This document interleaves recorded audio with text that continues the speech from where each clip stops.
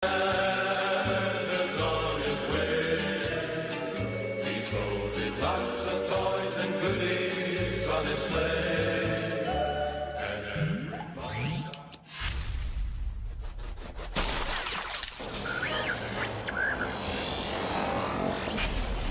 is 100.5. 100.5. 100.5.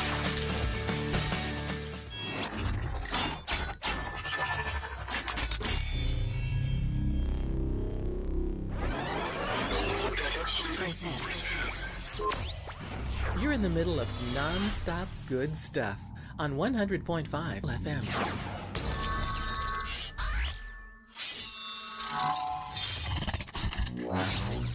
Wishing you a Merry Christmas from Music Radio Creative. RH 100.5 FM, Radyo Himbang.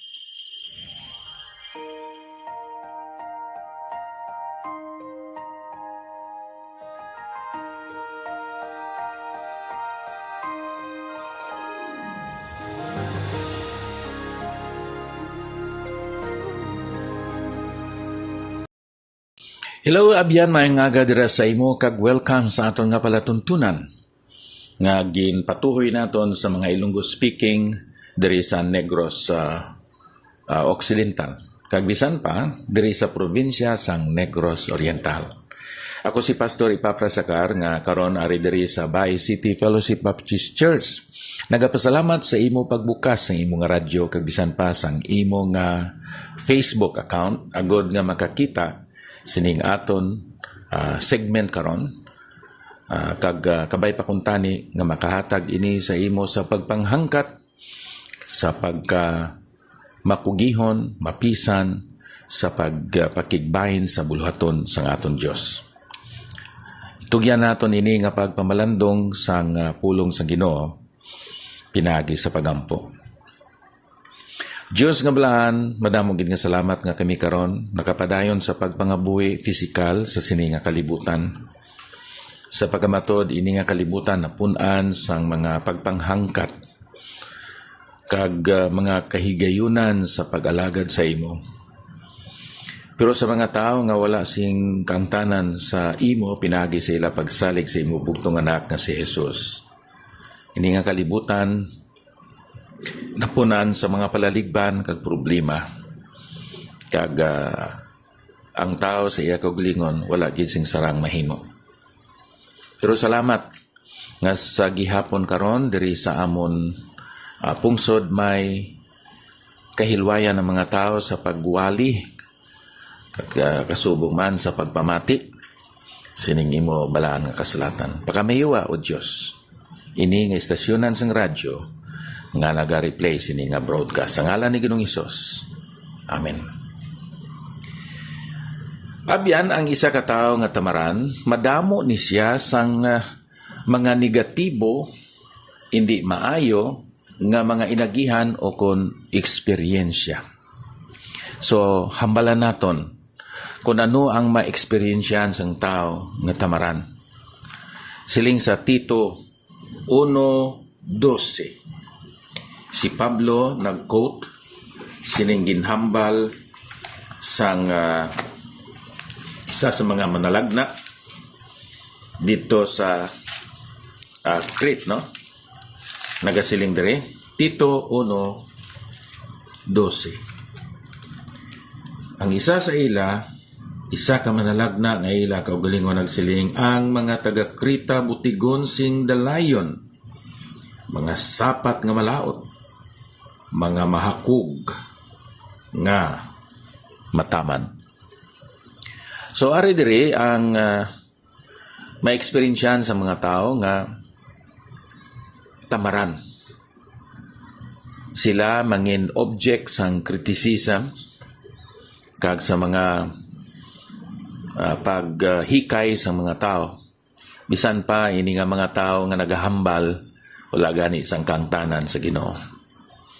Sila slanderers and scandalous. Sa Hebrehanon Kapitulo 6, versikulo 11 kag 12, nagasiling diri kag ginahandom namon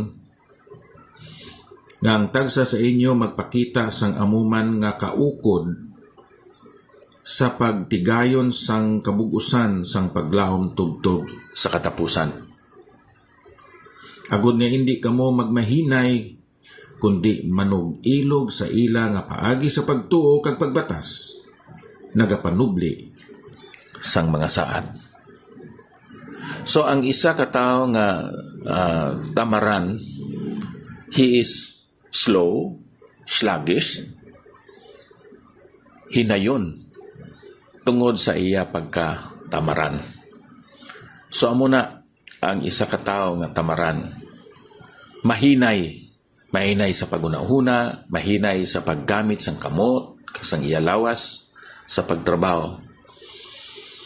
Ako na obserbahan, hindi gid man tanan, diri sa YouTube ang mga tao sa panahon nga sila nagatrabaho dito sa, say for example, sa Amerika, hindi mo makita nga nagauntat agud makapanigarilyo, nagapungko-pungko, nagtrabaho gid sila. Kay amo man na ang ila ginahimo. Hindi nga nagapungko. Nagatrabaho gid sila. Hindi sila mahinay sa ila paghimo sang ila mga bulaton. Ang tao nga tamaran, hindi preparado. Dito pa siya pakita sang iya abilidad kag sang iya kusog sa panahon na wala na sang kahigayunan nga makahimo sang amo nga mga bulaton. Amo nang ginhambal diri sa Proverbs chapter 6 verses 6 up to 8. Si Haring Solomon, isa ka tawo nga observant, kag bisan pagani ang mga sapat nga gamay kaayo iya ginaobserbahan. Sa Hulubaton kapitulo 6 bersikulo 6 tubtob sa 8, kadto sa subay ikaw nga matamad, patug silingi ang iya mga dalanon, kag magmaalam. Sa wala sing pangulo, manugtatap o kon manuggahom, nagatigana siya sang iya tinapay sa tingadlaw, kag nagatipon sang iya kalanon sa tigalani. Amo ina ang subay. Kon summer, nagatipon sila sang pagkaon, kay kon rainy season, hindi na sila kagwa. Kung magwa sila, kung may tubig o kung baha, maanod sila. Kag mangin malayo sila sa ilabalay o kung sa bodega sang ila mga pagkaon. Ako na obserbahan abyan nga ining mga tao nga ara sa cold regions, mga tao sila nga generally speaking mapisan. Say for example ang Korea, ang South Korea. May 4 seasons sila. May summer, may autumn, may winter, may spring, 4 ka seasons. Kag 3 na kabulan. Pero nga ang mas progressive sila kaysa Pilipinas nga madamo ang mga binulan na sa diin kita makatrabaho. Kay kon winter season, hindi man sila kasigigwa kag makahimo sang ila pagpananom-tanom sa mga trabaho nga dito sa gwa. Pero mas progressive kag mas improved sila kay basically sa aton nga mga Pilipino. Ano ang ari diri sa aton nga tungod sina hindi kita progressive? Isa sa mga bagay nga ako nakita as an observer, amo nga sila gid mga mapisan. Ining subay, bisan sa pagamatuod, gagmay sila, pero hindi sila ubusan sang ila pagkaon. Kay during the time nga may kahigayunan sila sa pagtrabaho kapag tipon sang ila pagkaon ila ginahimo. Silingani sa sinibuano no ining Proverbs 6:7 nga bisan walay pangulo o kon kapatas kag punuan o leader, wala sang foreman ining mga subay, nagaaman siya sang iya kalanon para sa ting-init. Kag nagatipon sang iya makaon sa ting-ani. So amo ini ang mga subay makahatag sa aton sang pagtulunan nga kung kita mapisan, we will always be prepared. And then ining eksperyensya sang tao nga tamaran, nubo kayo ang iya standard. Pero siya magtrabaho, okay na siya. Pwede na. Ang mulye, tungod kay tamaran, higtan lang sang pisi, okay na. Makapauli lang ta. Amoy na ang substandard nga buhat ang ginahimo sang isa ka tawo nga tamaran. Diri sa Proverbs 31 verse 27 nagahambal ini nanungod sinang mapisan nga babay. Ano ang ginahambal diri sa Proverbs 31 verse 27? Nagatatap siya sing maayo sa mga pagginawi sang iya panimalay, kag wala nagakaon sang kalanon sang katamad. Amoy ni ang mapisan nga babay, wala nagakaon sang kalanon sang katamad. Ano inang kalanon sang katamad? Hindi man emergency, wala man siya sing trabaho, pero ang tamaran nga asawa o kon babae, sige lang abre sang tinapa. Pwede lang man siya, siguro gamiton niya ang tinapa, magkuha siya sang balunggay, kuha siya sa mga utan, kag imiskla niya sa tinapa. Hindi lang nga tinapa lang gid. Amoy na ang kalanon sang katamad. Sige lang siya luto sang noodles. Pero ang noodles, kung mapisan siya, iyang pwede man mamisklahan sang balunggay kag sang utan. Amoy na ang mapisan nga babay. Pero kung tamaran siya, sige na lang bulad hasta nga magka-high blood ng iyabana kag nga magka-arthritis na tungod kay siya tamaran nga babay. So amoy na ang isa ka tao nga tamaran, may substandard siya nga mga binuhatan. Nubo kaayo ang iya standard sa pagpangabuhi. And then siling sa Proverbs 19:24, tamaran siya sa pagkaon. Proverbs 19:24, ang tamaran magalubong sang iya kamot dira sa iya pinggan, kag indi magdala sang iya kamot padulong sa iya baba. Bao kalapit na lang, no? Mga 1 foot ang pinggan padulong sa baba, pero hindi niya pagkuhaw ng pagkaon nalin sa pinggan padulong dito sa iya nga baba. Sobra na kaayo ka tamaran, lazy to eat. Kag sa Proverbs 10 verse 16, amoy niya ang pag-obserbar ni Haring Solomon, ang pagpangabudlay sang matarong nagapadulong sa kabuhi, ang patubas sang malauton sa sala. Amo ini ang tao nga tamaran man.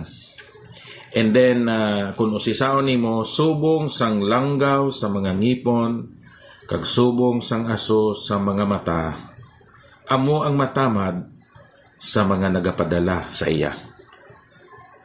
irritant para sa agalon, inang tamaran nga minsahero o kon alagad nga iya ginpadala. Tungod sa katamaran, wala siya na kahimo sang iya trabaho and nagadala ini sang kasamok sa iban nga mga tao, ang pagkatamaran. Sa Proverbs 15:19, ang kabuhi isang tamaran nga tao mabudlay gid.